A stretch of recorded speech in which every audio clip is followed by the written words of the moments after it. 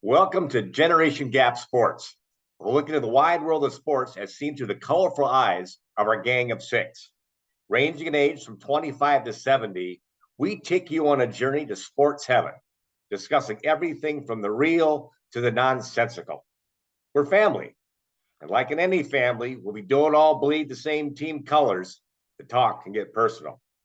So here we go with Sportscast 4, uncorked, unvarnished, unrestrained, unrepentant, unseemly, and utterly unlike anything you've ever experienced before. Let's meet the family. We've got Bob, yours truly, John, Charlie, Bobby, Benny, and Nick. Okay, let's dig into the teeth of tonight's topic. Where does AI, where does electronics, where does sophistication come into refereeing sports? Is a touchdown catch really a catch when the referee calls it on the field? Was something a clean clock or clean block, or was it a holding call?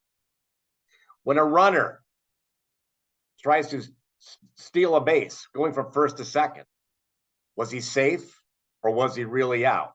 Who makes the call? Who's in the best position to do it? Is it the human element where things can go right most of the time? Or do we want something more perfect so athletes and teams are actually rewarded for their performance? All right, Nick, what's your take on this? Well, I guess as I was thinking about this quandary, I couldn't help but feel that maybe as a human myself, I might not be most fit to answer this. I thought it'd be better to let the technology speak for itself rather than speaking for the technology on behalf of humans. So naturally, I went to ChatGPT for a statement on behalf of all technology. I'll be reading that today. So, as a representative of all technology, I would like to argue that technology should play a complementary role in sports officiating rather than completely replacing humans. While technology has made significant advancements in recent years, there are several reasons why it should not entirely replace human officials, including human intuition, technological limitations, sportsmanship and empathy, adaptability, and job opportunities. So throughout sports history, there have been instances where complementary technology could have altered outcomes or resolved controversies. For example, the 1986 FIFA World Cup, Diego Maradona's hand of God goal went undetected by the referee. If video assistant referee or VAR technology had been made available, it could have reviewed the incident and potentially disallowed the goal. In the 2001 NFL playoffs, the tuck rule game featured a controversial call involving a fumble by Tom Brady, ruled incomplete pass. More advanced technology and clear guidelines for instant replay might have led to a different outcome in this pivotal game. And lastly, in the 1988 Summer Olympics, the boxing match between Roy Jones Jr. and Park Si-hun ended controversially, as Park was awarded the gold medal despite Jones dominating the fight. An electronic scoring system like the one used today might have prevented this controversial decision. So, in conclusion, while technology has the potential to improve the accuracy and efficiency of sports officiating, it should not completely reduce human officials. Instead, a balanced approach that combines the strengths of both humans and technology will ensure fairness, accuracy, and the preservation of the human element in sports.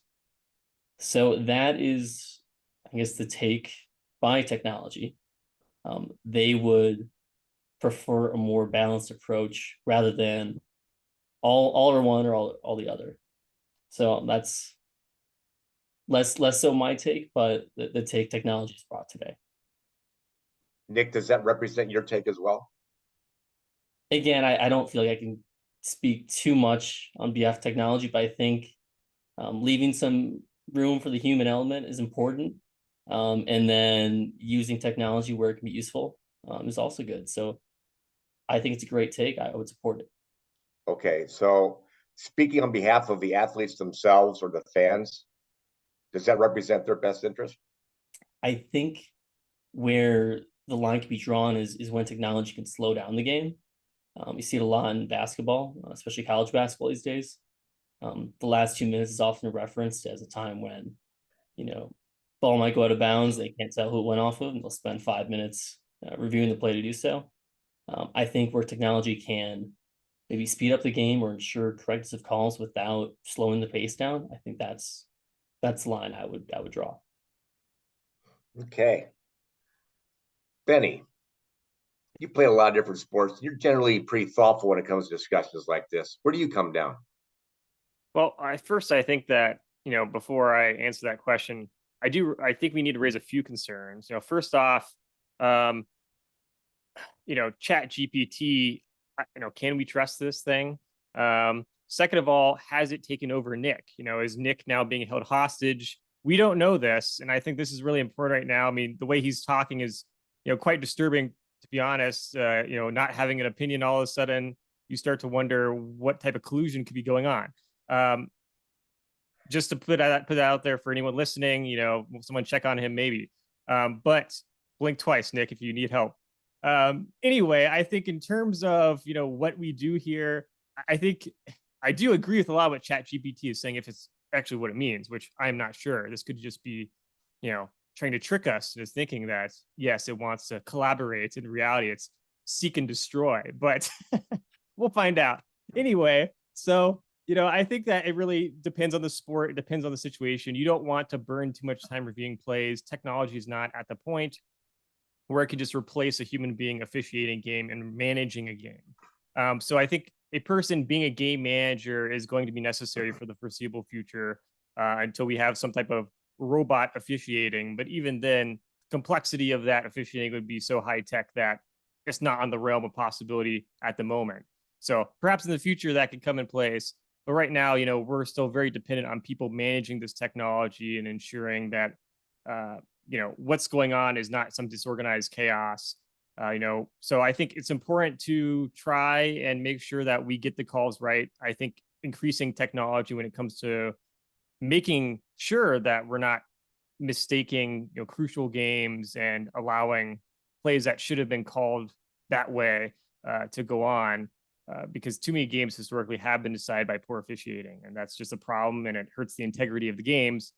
But in general, it's going to have to be a balance, and you don't want a game to be just constant, okay, let's pause the tape and review. So depends. We'll see how technology continues to develop, but it's definitely going to play an increasing role, and it needs to play an increasing role if we want our games to be better over time. But I don't think it's going to be replacing people. So I think there'll be a balance approach about it in the future. Bobby, when you think about this in a balanced approach, certainly we all want to get things right on the field or on the court. By the same token, much of the drama, much of the excitement that comes into play is when a call isn't clear and it's controversial and the human element comes in. How many times has a rather sleepy baseball game become suddenly very electric when you've got the umpire and the catcher jawing at one another? How many times have we seen that in football or basketball when there's a controversial call that actually draws interest to the sport? What's your take? Yeah, I'd say that that has been a pretty crucial element in the history of sports. Just the interaction between coaches, managers, and referees. There are lots of great moments in history where you've had heated arguments, coaches or managers getting thrown out of the game, fans getting really into it because of that. And so I certainly don't think you want to lose that. And I don't think we necessarily would, at least in the near future or in our lifetime, because I don't think we are anywhere close to a place where officials are going to be replaced entirely. There's just way too much in terms of judgment calls and things on the edge that really require that human element of a referee or umpire making that judgment call. I kind of went through different sports to kind of see how we could have implementation of this quickly that makes sense. Obviously, there's been a lot of things like this implemented already in different sports over the last decade or so. It's really increased, but I definitely think there's room for more. Baseball, I think, is probably the most obvious one with balls and strikes. Anytime you're watching a baseball game now, they have the strike zone digitally put onto the screen, and you instantly know for every single pitch whether it is a ball or a strike, or whether it should be a ball or a strike. And you still have umpires just calling that themselves. And, the vast majority of the time they're correct. But they are incorrect enough and inconsistent enough that I think that is something that fans, have grown to, dislike and get agitated with more and more over time, because they are seeing it's obviously a ball or a strike, and the umpire calls it differently. And it's so clear that the technology is there and it's so accurate. Why can't we just implement it? It's something that they've been testing in the minor leagues already. So I think it's only a matter of time before it comes to Major League Baseball. But I think, you might as well just do it because it's so accurate. It's so fast. It's not something that you have to wait for. With hockey, one of the most reviewed calls is, looking at a goal, whether it actually crossed the line. They're if it's close and they can't tell, they'll go to the video replay. And the rule there is you have to see the puck completely cross the line. So you actually have to see white space between the puck and the goal line to actually confirm it's a goal. And if you can't see that, if it's, covered up by the goalie's glove or something like that, if you don't have, irrefutable evidence, they have to go with the call on the ice. If you had some sort of sensors in the goal or in the puck where you could instantly tell if the puck completely crossed the line, that would make it a lot simpler. You could save some time on those video replays that can take upwards of 10 minutes and just know right away. In soccer, Nick alluded to video assistant replay, the VAR. That is something that has really been implemented in soccer over the last several years, and it's increasing in usage. And it's mostly used for offside. Whether a player is actually offside or not, and they're usually able to tell pretty quickly and can just call it. The way they're doing it right now is, the head referee will make his decision, and if the assistant referee or somebody watching from above determines that it needs to be reviewed, it's really close, so they think it's actually offside, they'll call for a video assistant replay and they'll actually go in and review it and make a determination. I think instead of having that judgment call with the backup of the technology, if the technology is already there to make the decision in real time, just let the technology do it. Just let the technology, whether it's some sort of buzzer down to the referee or assistant referee that can call it, and then they can instantly make that call, and we're again saving time and not spending 10-15 minutes on a review. Similar thing with football. I think in hockey you could do it with if the player actually scored a touchdown, if the football crossed the plane, you're using sensors or something along those lines you can automatically tell if the football has crossed the plane, and they can call it a good touchdown. They don't have to spend a bunch of time reviewing it, and they can just know right then and there. So ultimately, I think you have to make sure the technology is extremely accurate. You got to be 99% plus every single time that it's going to be correct. Otherwise, are you actually doing better than the referees are doing? But you also have to make sure it's extremely quick. So it can't be a situation where the technology is trying to determine and make calculations for 10 minutes. It's got to know pretty much right away, and you got to be able to get that down to the referee right away. So I think we can continue to expand this as we go. We just have to make sure it's quick and accurate and will be, in fact, better than the current officials. If you think back to the Baltimore Colts, one of the great playoff games, you recall that there was a field goal that was signaled as, I believe it was signaled as good, when actually replay showed it was wide. Now that would seem to be an example of a situation where you'd want to have technology there to rescue that situation. By the same token, with the sophistication of technology, in theory, you could be making holding calls and all kinds of things when there's a scrum on the field. Where do you draw that line? It's a great question, and that's probably the biggest unresolved question as they try to go forward. I think it is inevitable that the role of technology is going to grow. You look back at that famous kick that was in a playoff game against the Green Bay Packers at Lambeau Field, and that kick put Green Bay into a tie that enabled them to win with a field goal in overtime. The NFL, upon reviewing the play, came up with an analog solution. They raised the uprights and the goalposts to make it a little bit easier to determine whether the ball had gone through or not. Now, that's still at issue when the ball is really high. And many times we see it's pretty hard to determine when a ball sails kind of right over the upright. It's inside one fraction of a second, outside another fraction of a second, very hard to determine. But technology could probably help in situations like that because they're fairly cut and dried. Sticking with football for a moment, I mean, one of the funniest things about football, and I would point out to you and Charlie that our adoptive maternal grandfather, Malcolm, often railed about the lunacy of spotting after each play in a football game. The referee would pick up the ball, kind of guess where it was when the guy hit the turf and just put it down, and then we move on. But on a fourth down play or a third down play, they'd go through the silly ritual of the precise measurement and bring the chains out and so on and so forth. But to him, it all seems so ludicrous because preceding each measurement, there had been several probably inaccurate spots that made kind of a mockery of the entire process. I would guess offhand that with the rapid expansion of sports betting, there's going to be a lot more pressure to get a lot of these calls right. And with the internet, perhaps an expansion of conspiracy theorists, anytime calls aren't right. So those would be some additional pressures. There's no perfect technological solution. And I would call attention to a couple of things. One of the first sports, if not the first sport, to adopt a technological approach was our old friend, fencing.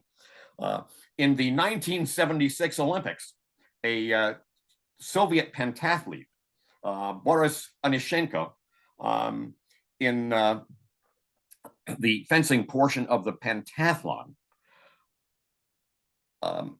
had beat the electronic scoring system. Every fencer wears an outfit with electronic sensors that would register hits, which are in turn points in fencing.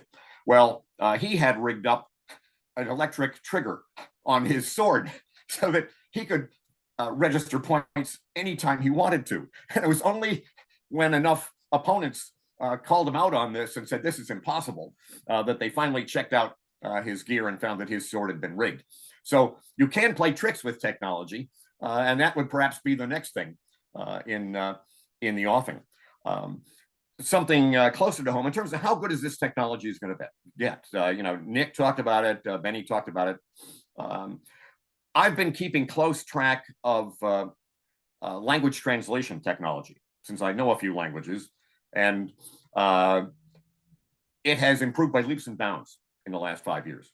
5 years ago, you were probably at the 75% solution. There'd be all kinds of mistakes, and you couldn't rely on a computer translation because there were just too many errors you had to correct.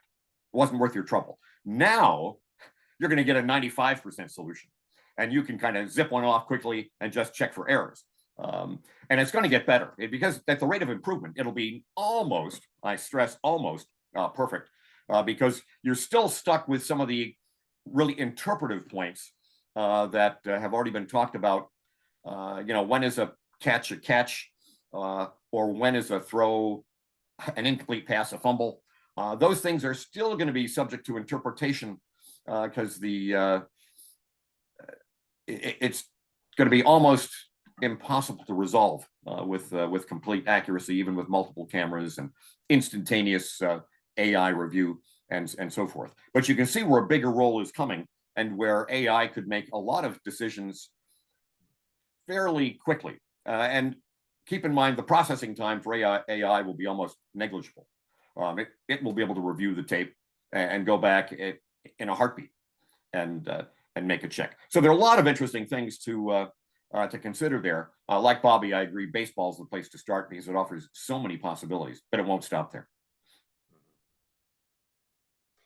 Charlie, when you think about this technology and where it goes, a lot of it comes down to, I'll say, fan participation. And I'll take a step back on this for a moment.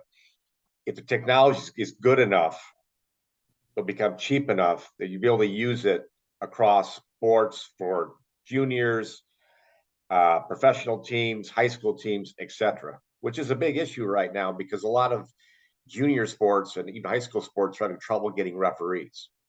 So it presents a solution to a problem.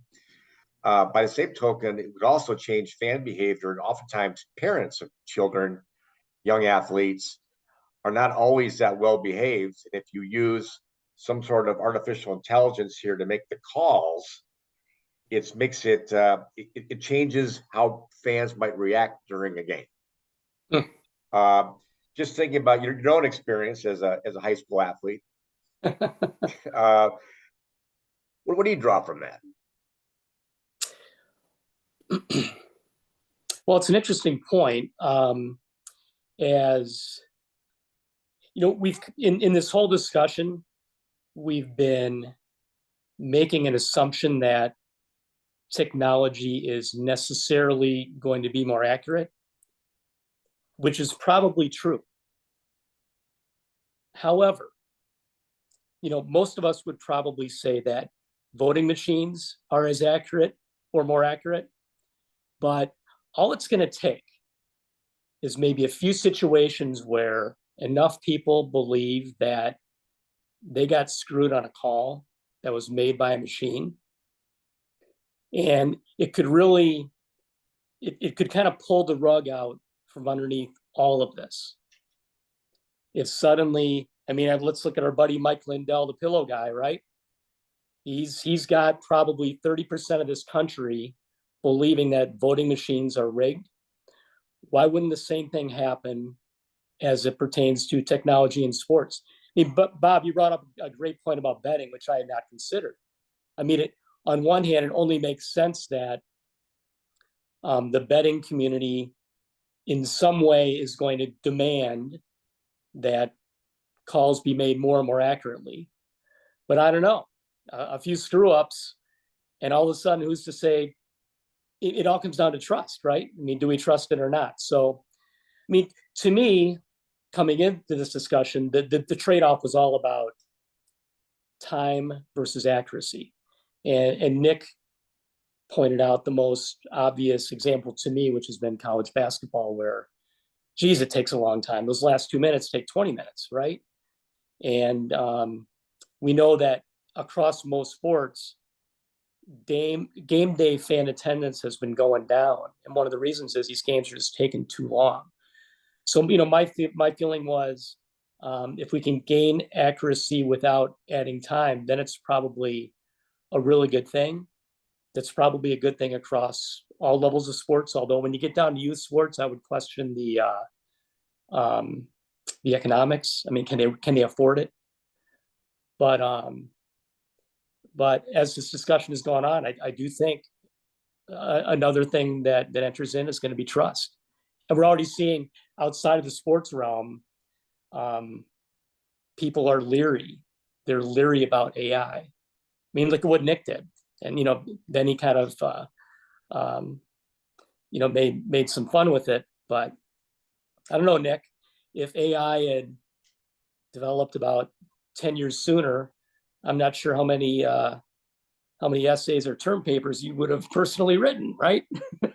But so I think there's this general aura of I don't know how there really might be a backlash at some point, that is you know, kind of goes beyond the bits and bytes of all this, and people might just really push back. Benny, any additional thoughts on that? No, that seems like a pretty good summary. So, you know, I assume that we'll, you know, test to see if Nick has free will still or not later. But until then, I think we're pretty good discussion. So One thing about the betting aspect of this that made me think a little bit is, what if, as this technology grows and it is making calls instantaneously, what if it got hacked?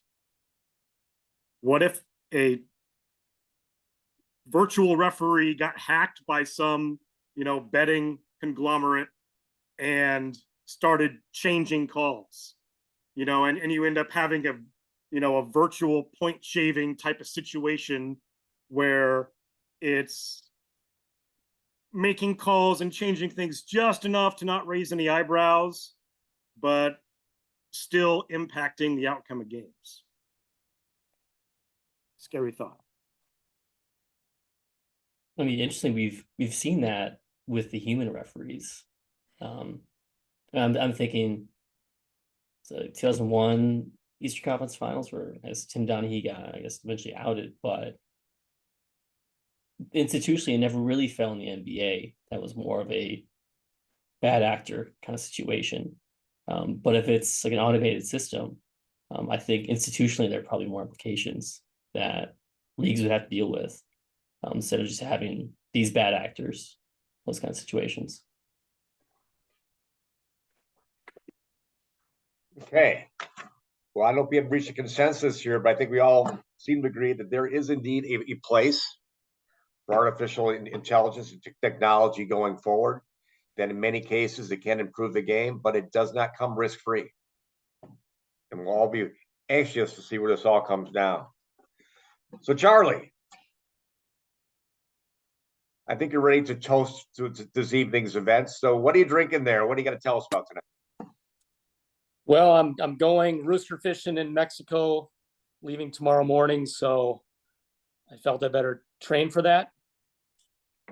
So I'm two-fisting it tonight. We've got a homemade from scratch margarita with El Jimador Blanco tequila, some Cointreau, and some fresh lime juice. And since it's kind of strong, I've also got a Modelo chaser. So if I start to slur a little bit later, you guys will understand. Anybody else make anything? Mix anything? Just to salute for you a second, Charlie. Yeah. I've got a little tequila here. I'm trying to work down my system since I've had some issues back home I got to deal with. And like you, I am chasing that. Oh, you are. Well, good. So cheers to you, and I hope you have a great trip. All right, love it. Nick, did you have a hams? I do have a hams, yeah. He does have a hams. Look at that. Yeah, I think it's America's Classic Premium Lager is what they call themselves. Hard to disagree.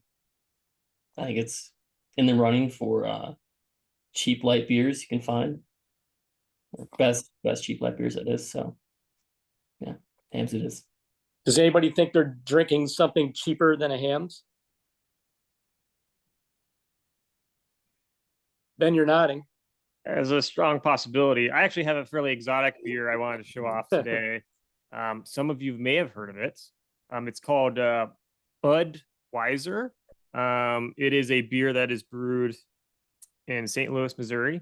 So not quite a craft beer, but no, it's kind of interesting taste. It's okay. It's decent. Perhaps they'll sponsor us one day. We will find out. But until then, yeah, Budweiser. So if you haven't tried it, you can give it a go. It's probably in your local supermarket. You just gotta look around a little bit, and yeah, might show up. Based on our beverage choices, one might think that our advertising revenues are falling a little short of plan.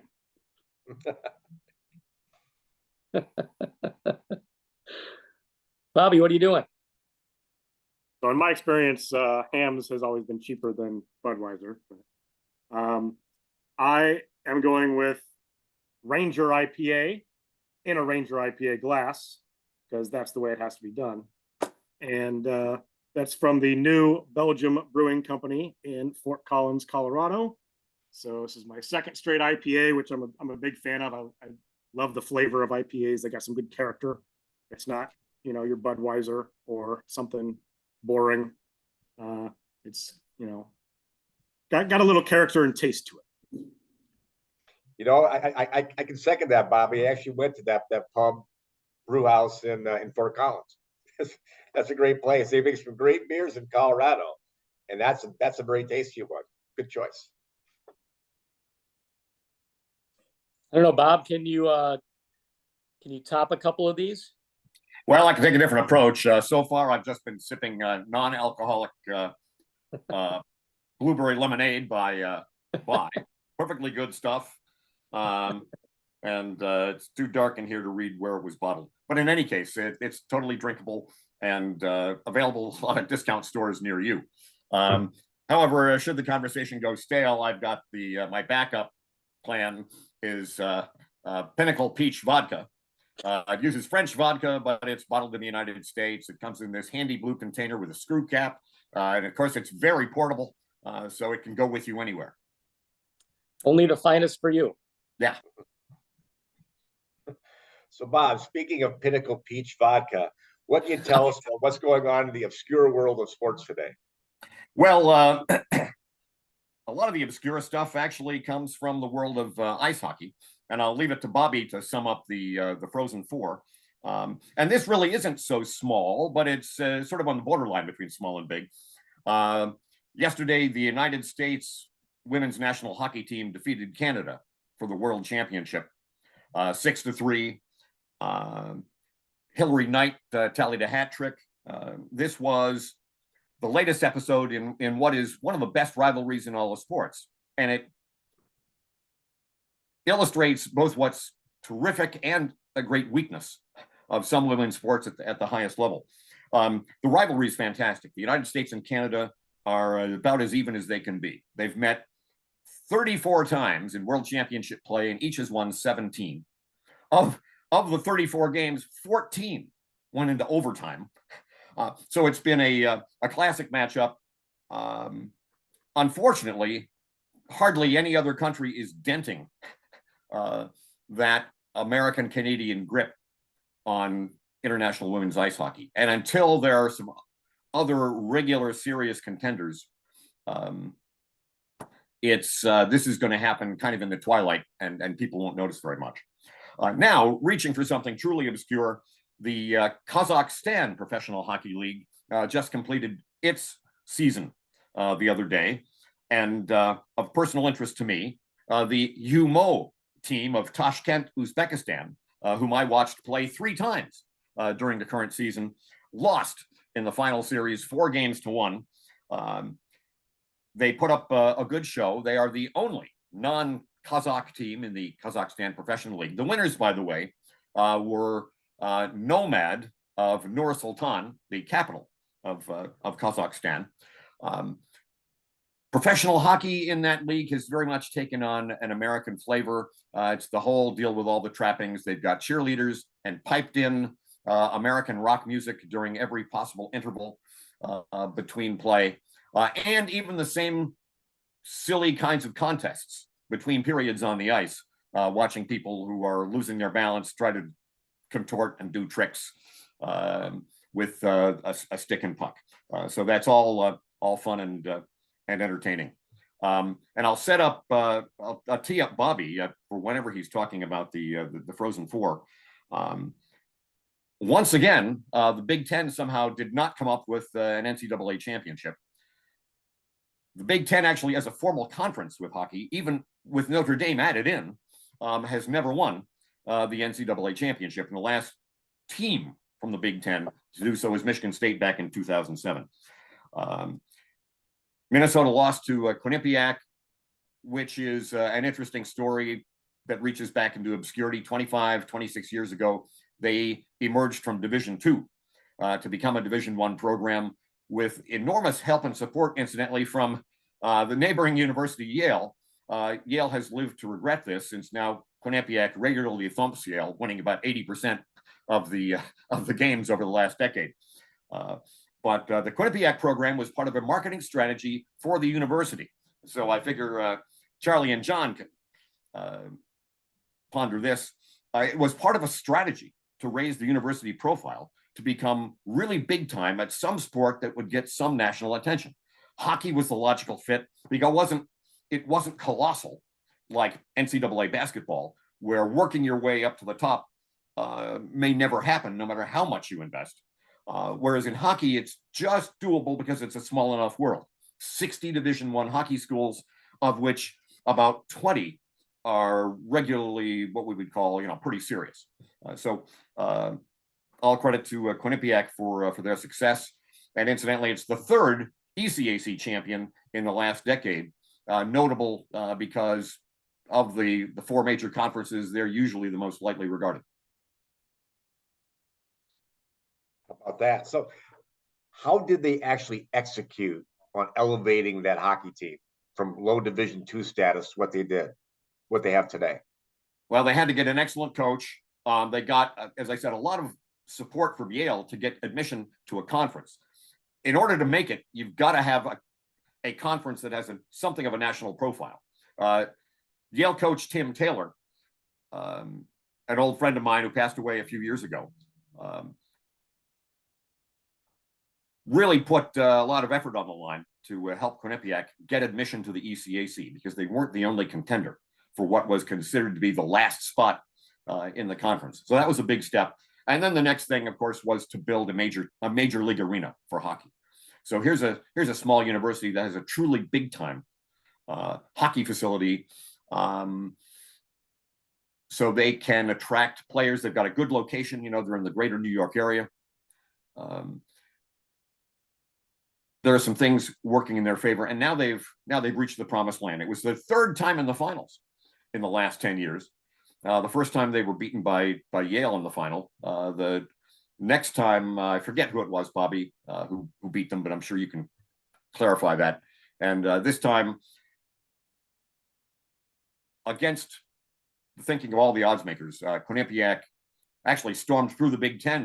They finished their season beating Ohio State, then Michigan, then Minnesota in succession, the iron of the Big Ten. So there we are. Interesting. As long as we're talking about hockey results, Bobby, do you want to just give us a rundown exactly what happened with the Frozen Four? Quinnipiac won. Okay. I guess we got to keep Bobby quiet going forward. All right. It's time to look forward with predictions of what's going on. We got a lot of playoffs coming up. Charlie, what do we got rolling? I will be quick on the Frozen Four. I will only say this. There was, out of the six of us, one of us got it all right, and it was not any of you. So I'll let you draw your own conclusions. I don't know what to say, but I got them right. But I actually felt bad for you, because I knew you were there, and I really felt bad for you. And I'm gonna later on in the show, I'm gonna have, in a little way, a little bit of a sympathy card. Okay, that would be great. Yeah. What so what did you see? I mean, obviously you picked it perfectly right. What did you see that the rest of us didn't see? Well, I liked their name. Yeah. I liked their name. I mean, I liked both Minnesota and Quinnipiac have 4 syllables. They both have repeating consonant letters. And then to me, what kind of the tiebreaker, so to speak, which is interesting, a tiebreaker, it's kind of like going in OT. The QU, I mean, what more do you need? Yeah, it was pretty great. So, yeah, fun weekend at Frozen Four for about half of it or so. First game, Minnesota beat BU, played real well.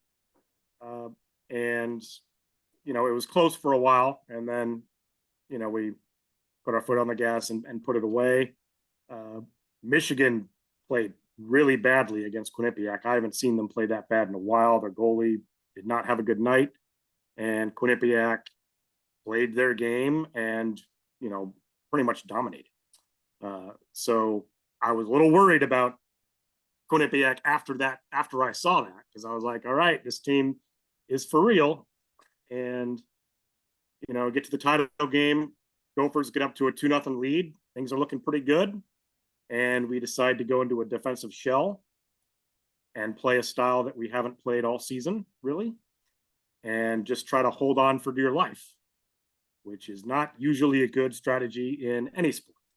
And it did not work. Quinnipiac completely dominated the rest of the game and tied it late with about 3 minutes left. Their coach made a gutsy call to pull their goalie early. And so they had a brief 6-on-4. As our guy was coming out of the penalty box in what was a controversial call, I will add, they picked up the tying goal. And then in overtime, they had a face-off play that they had been practicing all season. We clearly were not ready for it, and they scored in 10 seconds to end it. So ultimately, Minnesota was just outcoached and outplayed. Got to give due credit to Quinnipiac. They played their system, played it well. They had an older team that was experienced. It was pretty clear some of our younger guys, because we did have a younger team, certainly may not have done as well under the pressure. Our coach started shortening the bench, and we, instead of rolling 4 lines, which we should have been able to do because of our talent level, we cut the forwards to about 10, and we were going about 4 or 5 D-men. And our guys, started getting tired later on in the game. That was an impact. And we got completely dominated in the face-off circle. So we had a lot of our guys starting off their shifts, lose the draw, playing defense, and then by the time we get the puck back, we're tired and we have to dump and chase and try to get a change. We had way too many plays in the neutral zone. We were trying to be too cute and make the fancy play instead of just playing the ground game, getting it deep, and using our size and skill down low. So Quinnipiac took us out of our game. They played about as well as they could, and in the end, that was enough. Great summation. Wow, I'm impressed.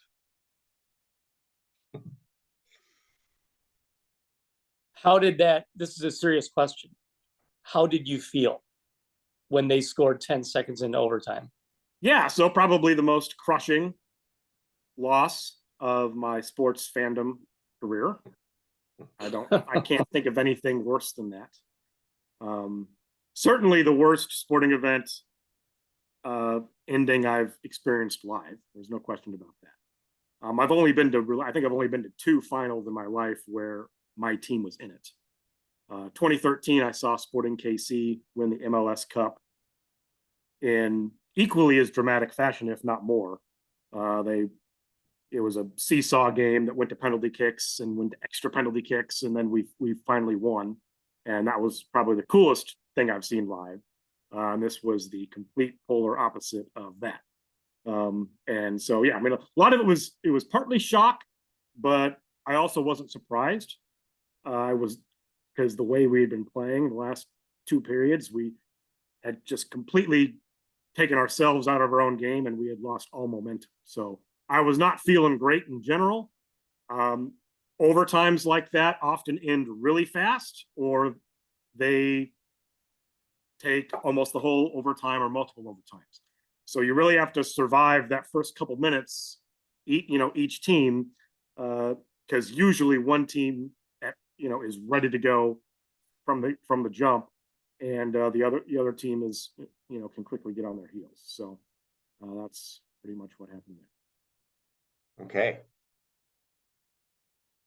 Charlie, else from the predictions and gambling circuit? Well, I'll maybe briefly touch on the Masters. I know I talked to a couple of you before the show that maybe you guys aren't close PGA Tour followers, but had the opportunity to watch quite a bit of the Masters when you're down at the Frozen Four. The Masters is one of those tournaments that rarely disappoints. And I think this was another year, probably not one of the greatest Masters, but it was a good one still. Some good storylines. I think most people felt like Jon Rahm was a worthy winner. came in ranked, I think, number 3 in the world. So to see him win was no great surprise. And, you know, I think he's a guy who's been liked by the fans. I think he was embraced by the fans quite a bit more this time around, because the last couple of days he was sort of carrying the banner for the PGA Tour against the live guys. So I think he got a lot more fan support than he might have otherwise, although I think most people really like him. Rory McIlroy, you know, coming in trying to complete the Grand Slam. He's just seems to be snake bit at the Masters. Did not make the cut. Tiger did make the cut, tied the all-time record with 23 consecutive cuts made, and then he had to bow out due to injury. And then the one aspect of drama anticipated coming in was between the PGA Tour and the Live Tour. I know when we talked about it before the Masters, I think that the general tone among us was that the Live guys maybe wouldn't really show up. You know, they've been playing on a tour that's a little more cushy in terms of there's no cuts, it's 3 rounds, and just not as competitive, smaller fields, blah, blah, blah. And those guys did pretty well. I mean, they finished, Koepka and Mickelson were tied for 2nd, and then Patrick Reed was tied for 4th. So essentially, 3 of the top 5 guys were from the Live Tour, although Rahm was able to overtake Koepka down the stretch. Anyway, that said, if you look at how we did as a sort of betting group, nobody picked the winner. Nobody picked Rahm. We then had 4 different bets that we picked on. Koepka against Tiger, DJ against JT, Spieth against Cam Smith, and then we had the big 3, Rahm against Scheffler against McIlroy.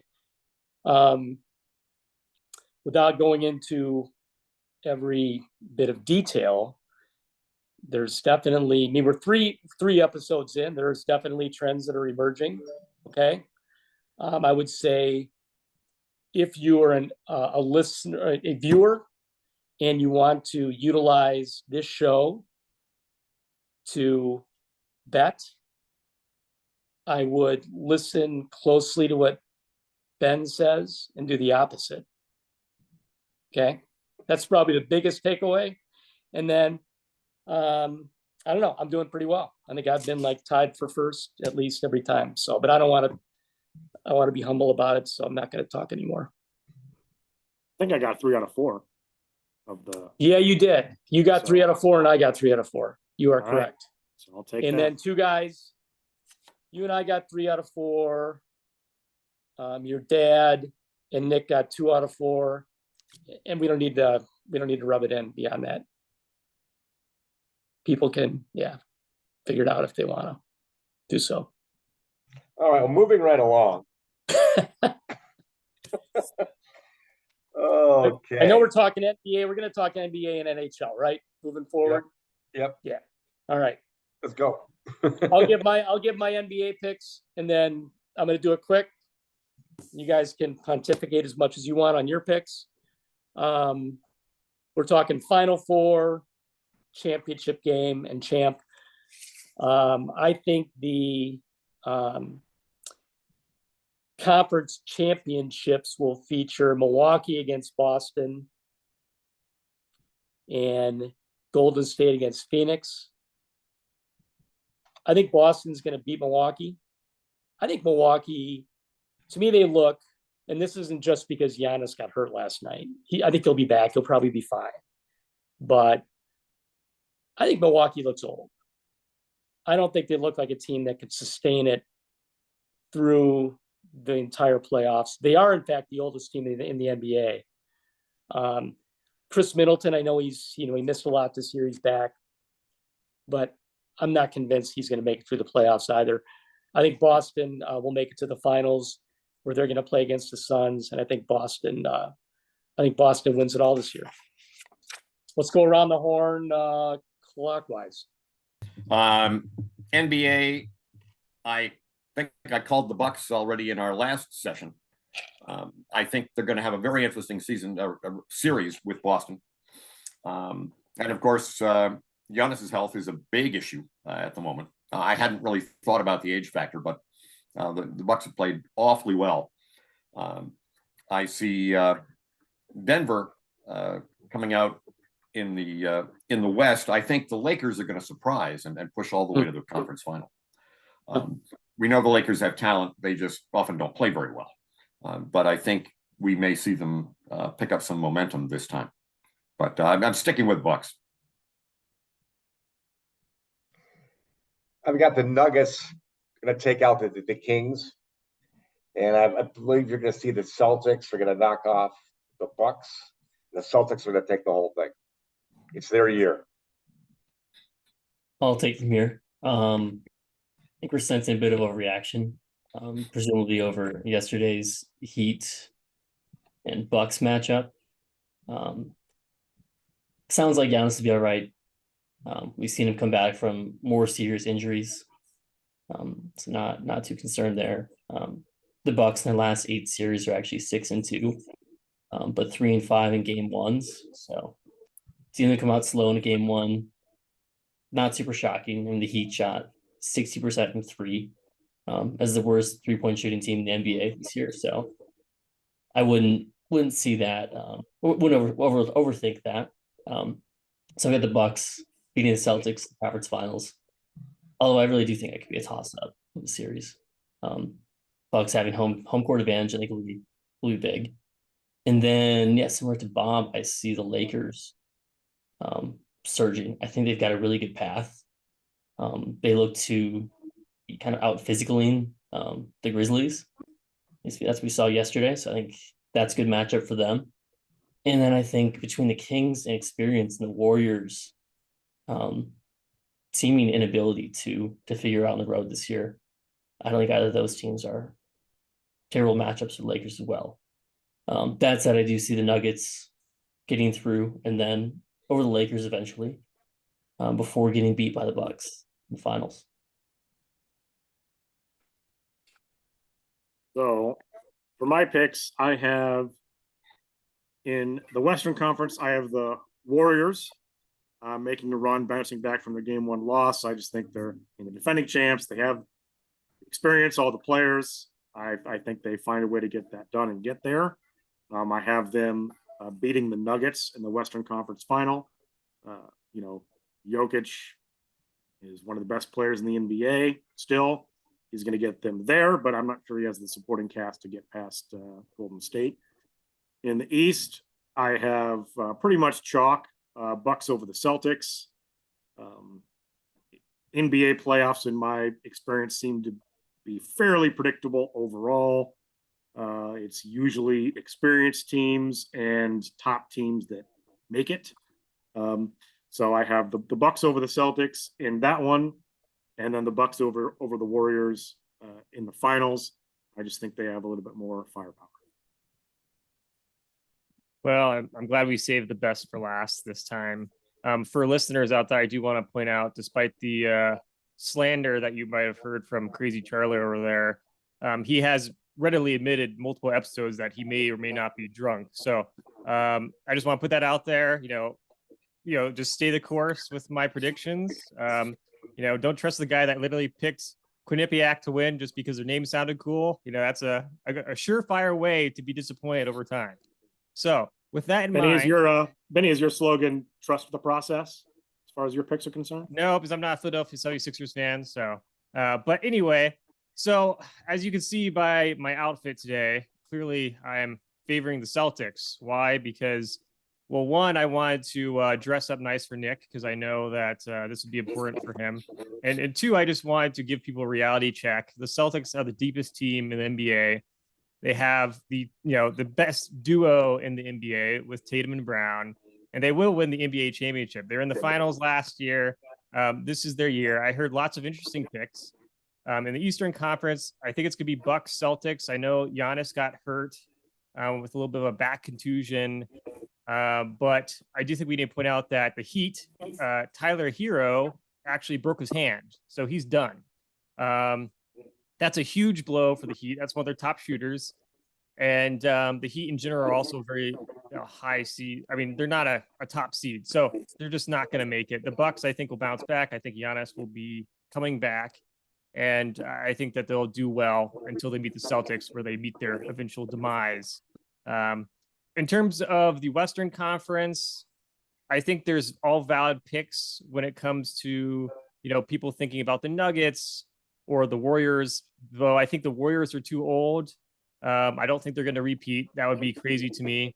The Nuggets, I think Jokic, is great, but I think like the Bucks, I think they really kind of built around one superstar, and the supporting cast really isn't good enough to carry those teams to a championship. So I think what's going to happen, I mean, even when the Bucks won a few years ago, many had argued that, they kind of had a weird path because of the pandemic. So I don't think they're going to make it. I think we're going to see a Suns Lakers. I think the Lakers are hot.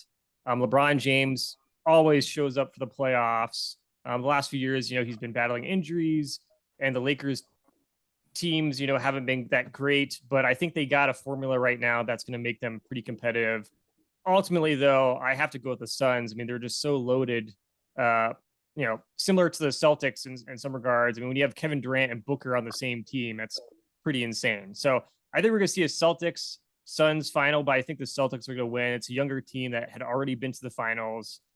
It's just seems like this has to be their year. So, well, I think we also want to talk about the NHL, with the playoffs beginning there.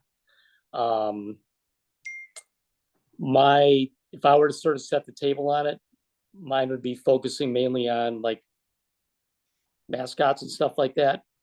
So I don't know if maybe someone else would lead off, since you guys have been mocking my process. Yeah, so NHL playoffs are always exciting, and it's a little bit different than the NBA. It's anything can happen. Right? This is closer to March Madness style. You often will see 8 seeds beat 1 seeds. You'll see, last teams get in, make it all the way to the finals, or even win the Stanley Cup. So it's a lot of fun to watch. As far as my picks are concerned for this year, for the Western Conference, I have the Edmonton Oilers getting back to the Western Conference Finals and having a repeat matchup with the Colorado Avalanche, the defending Stanley Cup champions. This time, though, I think the Oilers get over the hump and actually take the Avalanche out. Avalanche are down their captain, Gabriel Landeskog. He's been out the whole season. He's not going to be playing in the playoffs. Still a great team, but the Oilers have the best player in the world and the best player we've seen maybe in the last 20, 30 years.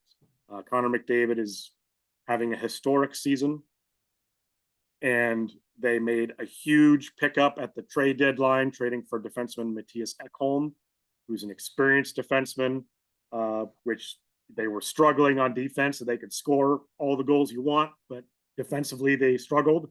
Since they made that trade, they've been on an absolute tear, been arguably the best team in the league, and I think the Oilers take out the Avalanche. Eastern Conference, I like the Toronto Maple Leafs getting to the Eastern Conference Finals.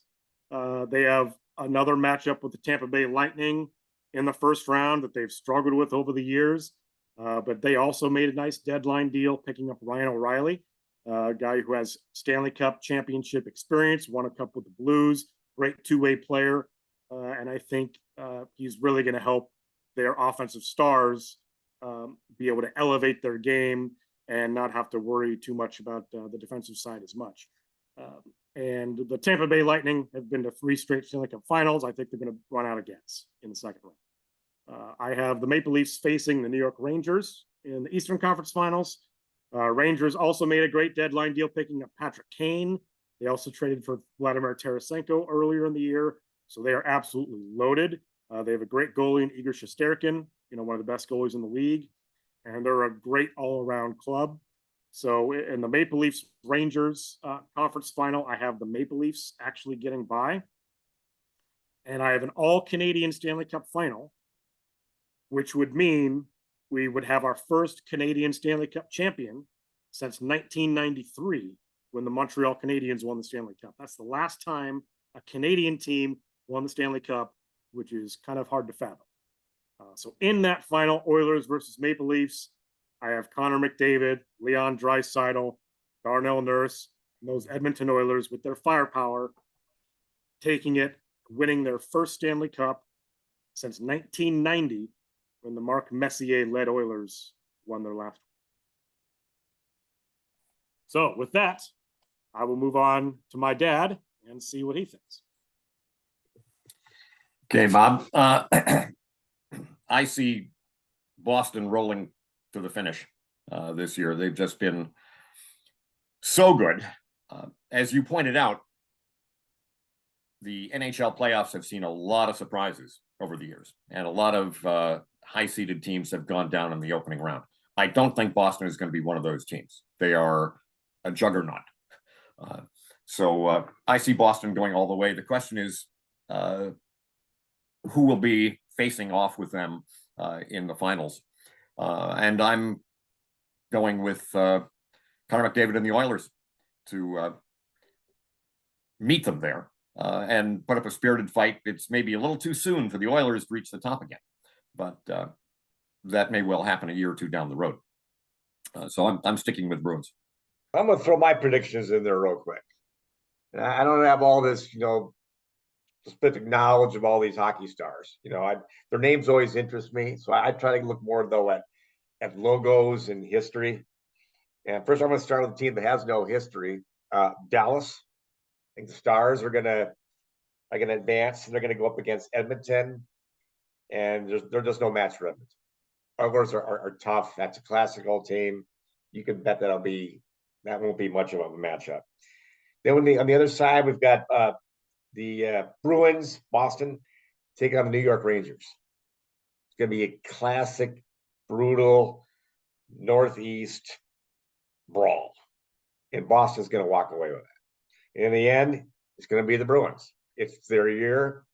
They're the best team in hockey, and they're going to prove it. They're going to win the NHL. Okay, I can see that. I think some Stars fans might take umbrage with the no history comment. They do have a Stanley Cup title in 1999, but that being said, the Bruins, as people are picking, one thing I will note about Boston is, they had the best record in the league, President's Trophy winners, a really historic season. But President's Trophy winners don't win the Stanley Cup that often. The last President's Trophy winner for best record in the NHL, the last team to win the Stanley Cup and win the President's Trophy in the same year was the Blackhawks in 2013. In 2019, you had the Tampa Bay Lightning have a historic season, somewhat similar to what the Bruins are doing this year. They were swept in the first round of the playoffs. So again, getting back to my notion that the NHL playoffs are a complete free-for-all, anything can happen. With that said, Bruins are still the favorite. So, Ben, what do you think? Yeah, I think this is going to be a really fun series. I think we got some really interesting teams playing this year. That's going to be really exciting. In the West, I like the Oilers over the Avalanche. I think this is a legacy type season for Connor McDavid. Obviously, putting up over 150 points is historic, unbelievable. And, he's going to be one of the greatest players of all time, potentially, but he needs to win a Stanley Cup, for God's sakes. And Edmonton hasn't won it in so long. This would be a historic season that people are going to remember for years and years to come. So I see the Oilers making it to the finals, and I think they're going to be going, I think in the East, it's going to be Bruins over Devils. I don't like the Devils, so they better not make the Stanley Cup finals. I have resentment going back a long time. But I think this could be the Oilers, Bruins, and I think the Oilers are going to win. I just can't see Connor McDavid not winning it this year. They got 3 guys with over 100 points on the same team. Most teams, don't even have one guy with 100 points. So I think this is just an Edmonton team that is too loaded to lose. And despite the historic season by the Bruins, I just got to take the best player in the playoffs. So, yeah, Oilers over Bruins would be a rematch of the 1990 Stanley Cup Finals and 1988. If the Oilers goaltending can hold up, and Stuart Skinner, the rookie, has been playing pretty well. I think they have a great chance. Interesting note about McDavid that you made, him getting 150 points. He finished with 153 points this season. He's the 6th player in NHL history to eclipse or reach the 150 point mark. It's the 15th most points in an NHL season in history. So really incredible when you look at most of those great seasons were in the high flying 80s and then some in the 90s. Really, really amazing season by McDavid. One other interesting note with that is some guy named Wayne Gretzky, who you may have heard of. When you're looking at those best seasons of all time, Gretzky has 9 of the top 11 and the top 4. So Mario Lemieux is in there a couple times. You got a few other guys sprinkled in, but regardless, what McDavid is doing in this era, really impressive. Nick, what do you think? Sure, I'll keep this brief. In the East, I've got Boston Bruins, the Carolina Hurricanes, and then the West, I've got the Edmonton Oilers or the Dallas Stars. I think kind of theme seems like Boston's year, very dominant. I see them over the Oilers in the final. Very good. Yeah, I think that's, from what I've been hearing, that's what a lot of people are picking, an Oilers Bruins final, and boy, would that be fun. You got the best team in the league against the best player in the league. That would be absolutely electric. Okay, good stuff. Lots of great predictions out there. Hey, do you guys not care what I think? Oh, did you not pick yet? I thought you started. My bad. I thought you were asleep by now, Charlie. Sorry. No, I mean, it is getting close to my bedtime, but I'll set you up. I understand why you don't want to exclude me. You don't want to be showing up again. You just let me know if you want to hear my picks. I'll give them. Otherwise, I won't. So yeah, Charlie, what do you think? Haven't heard from you yet. Well, I think you start with on the East. I like the Bruins. I think if you look historically, there's, I think, 11 times in the last 35 years where a city has had dual champions in different professional sports. I think it's a known phenomenon where they do feed off each other. So I like the Bruins and the Celtics are going to kind of tag team. Okay, so I like the Bruins getting to the finals nonetheless. Carolina. So in golf this last weekend, the RBC Heritage at Hilton Head, South Carolina, went to 3 extra holes. A lot of positive energy there. I think Carolina benefits from that, but I see Boston beating Carolina to get to the championship. If I go to the West, you look at Edmonton, the Oilers. The Saudis recently cut back on their oil production. Somehow that's got to benefit the Oilers. I'm not sure how, but it's got to happen. So I'm going with Edmonton. And then Dallas, one of the great American hockey players of all time from Plover, Wisconsin, played for the Badgers, Joe Pavelski. He's a neighbor of mine. So I'm Joe's due. He's a good guy. So I think Dallas against Edmonton. I think Dallas is gonna they're kind of a dark horse. I think they're gonna play against the Bruins for the Stanley Cup, and I think they're gonna get it done. Interesting picks. I like it. So first off, the Hurricanes. I like that pick. They're under the radar team a little bit, but they've been good for the last few years. They got a couple injuries they're dealing with, but they're a team that plays a real good system, and I think they'll sneak up on some people. So it wouldn't surprise me at all if they make it to the conference finals. Dallas Stars are another team that's been hanging around for a few years. They made it to the finals a few years ago and lost to the Lightning, but they've picked up a really breakout goalie. Jake Ottinger is having a great season for them. And you look at some of the offensive players. Pavelski, what he's been doing at his age is really impressive. Jason Robertson, another guy who's really blossomed in the last couple of years. Jamie Benn is still there. So the Stars are very dangerous, and they're another team that doesn't get talked a lot about because they're not one of those big market teams. So yeah, I could see the Stars winning the cup. Absolutely. All right. There you have it. Those are the predictions rolling in for the next couple of weeks.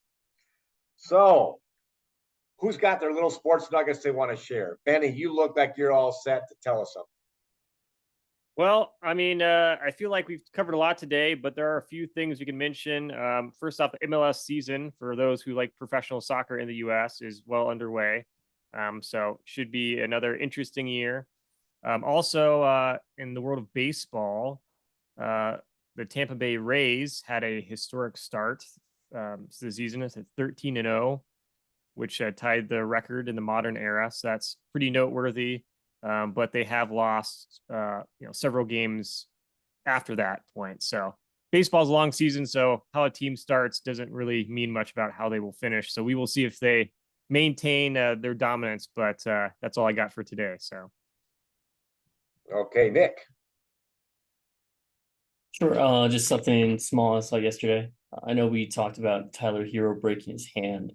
He's one of numerous hand injuries in the NBA yesterday, but something cool, or maybe less cool, is that his coach, Mike Spoelstra, let him play roughly 5 possessions with a broken hand between his legs, which is strange. Concluding with his teammate throwing him the ball in the corner while he's protecting his hand and letting him shoot a 3. That's something I've seen before. Strange, not a good strategy, but I thought that was interesting. Reggie Miller says the Heat's loss of Tyler Hero is bigger than Milwaukee's loss of Giannis. You buy that? No, I think that's pretty silly. I guess if by that he means Giannis will be returning and Tyler Hero will not be, perhaps that might be what he's going for. The Bucks team without Giannis should still be capable of beating this Heat team, especially considering they're without Tyler Hero. That said, Giannis is more important to his team than Tyler Hero is. Okay, Bob, what you got? Okay, a couple of things. I think mentioning this will make Bobby feel a little bit better about some things. Within days of the NCAA championship game in ice hockey, 3 Minnesota Gophers took the ice in the National Hockey League and were immediately making an impact. Defenseman Brock Faber and forward Matt Knies and Jackson Lacombe all got significant minutes, played really well. So it's interesting to see that they hit the ice at full speed, making the transition instantly to the National Hockey League. It also speaks to the kind of talent that was on that Minnesota team, and I think we'll be scratching our heads for years about Minnesota's inability to win the championship game, except that, again, ice hockey is not like some other sports. A lot of things can turn in just a moment. So I'll leave it with that note. Okay, Charlie. The 2023 Big Ten Golf Championships begin on Friday, April 28th. They're hosted by Rutgers, playing on a course on the Jersey Shore called Galloway National Golf Club. And Illinois, who's ranked number 5 nationally, is favored to win. The next best team in the Big Ten this year is number 28 ranked Ohio State. But in the spirit of trying to boost Bobby's spirits, I wanted to flash back. And I'm curious, Bobby, as to whether you know this story. But in September of 2001, the Minnesota had a very popular and successful golf coach by the name of John Means. And this is a story I've known forever. I had to go back and research a couple of details, but in September of 01, and in college golf, they play all year long. Their main season's in the spring. Their successful coach of many years, he resigned. He was caught using university dollars to pay for tickets for friends and relatives to go to some of their golf tournaments, presumably at nice places. He resigned. The AD, who I think at the time, John, was Joel Maturi, who was a former administrator at the University of Wisconsin. He named an interim replacement, a former Minnesota golfer from Australia by the name of Brad James. And Brad was a pretty young guy at that time, probably 29, 30 years old. So they have an interim coach, brings a little bit of instability to the program, replacing kind of an iconic coach. They roll into the spring season. On April 11, University of Minnesota was facing a $20 million athletic department budget deficit. And their president, Mark Udoff, he dropped a bomb where he decided that Minnesota was going to terminate 3 sports: women's gymnastics and men's and women's golf. 3 weeks later, on May 3, the Minnesota men's golf team traveled to Iowa City to play in the Big Ten championships, where they went on to upset the favorite, Illinois. And that win, that ended a 30-year drought of Minnesota Gopher Big Ten golf championships. Okay, fairly remarkable story. That gets more remarkable. That victory got them into the NCAA championships. And that year, the NCAAs, they were held on May 16 in Columbus, Ohio. There were 30 teams. Minnesota was seeded number 20. And after 2 rounds, Minnesota was in 16th place. And there were 2 rounds of 4 in total. After 2 rounds, they were in 16th place, 10 shots behind the first place team. As luck would have it, and as happens in the Midwest in the spring, the weather took a nasty turn, just like it has the last few days. The last 2 rounds were played in 40-degree temperatures and rain. Third round, Minnesota shot the lowest score of all 30 teams. They moved into 4th place behind Georgia Tech, Clemson, and Texas. Final round, Minnesota shot the lowest round again, and they won. They won the NCAA championship. And they, to this date, are the northernmost team ever to be the NCAA men's golf champions. Shortly after that, the president, who understandably faced stern public backlash, he reinstated the men's golf program and the women's golf program and the gymnastics program. And a bunch of alumni came to the rescue and put in place the financial backing to sustain those programs, which are still in existence and very competitive today. So anyway, the Gophers traveled to New Jersey in a couple weeks. We'll see if they can recreate that magic, but that was my get well card to you, Bobby. I like it. I'll have to pay attention to that. I remember hearing that they had won a national championship. I didn't really know the story. Maybe you told me once, I don't know. But the fact it was on the heels of the program being terminated, and for Minnesota to win the national title makes no sense. It was essentially saved. That the Minnesota golf program was essentially saved by one guy. Yeah, sounds like. It was the guy who wrote the book "Swim with the Sharks." Oh, that's Harvey McKay. Harvey McKay put up virtually all the money to save that program, and he convinced the AD and the school president to stick with it for that one more year, and they're able to pull it out. Interesting, Harvey McKay is also best friends with Lou Holtz of Notre Dame fame and obviously TV commentator. I always felt like that story, to me, it was movie worthy. To me, it never got the attention that it deserved.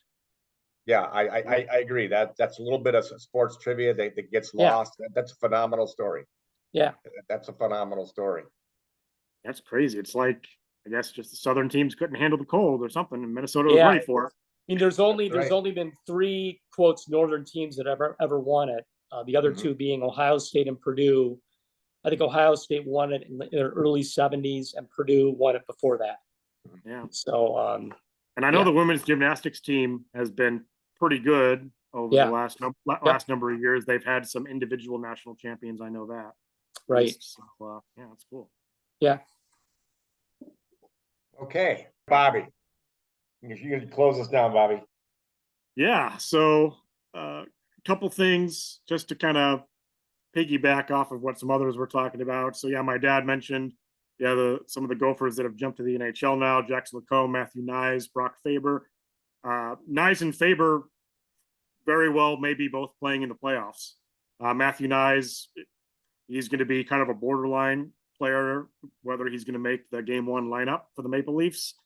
And Brock Faber, as soon as he got to the Wild, his first game with the Wild, he led the team in minutes played and was looking like arguably their best defenseman. He's a real smart player, so I think he's going to be a great asset for Minnesota. He's staying in Minnesota. He's a Minnesota kid, played for the Gophers. He was drafted by the Los Angeles Kings and ended up getting traded to the Minnesota Wild, so he's just staying in Minnesota. So cool story for him. It should be fun to watch them in the playoffs. Benny touched on the Tampa Bay Rays and their impressive start to the season. As he said, it was the modern day record, the all-time record. As clearly everyone has forgotten about the mighty 1884 St. Louis Maroons, who started their season 20-0. So, nice start for the Rays, but they're not in Maroons territory, so that's not to get too excited. And then only other thing I have is just one more note on some historic seasons that we had. A lot of 100-point getters. Erik Karlsson, defenseman for the San Jose Sharks, finished with 101 points as a defenseman.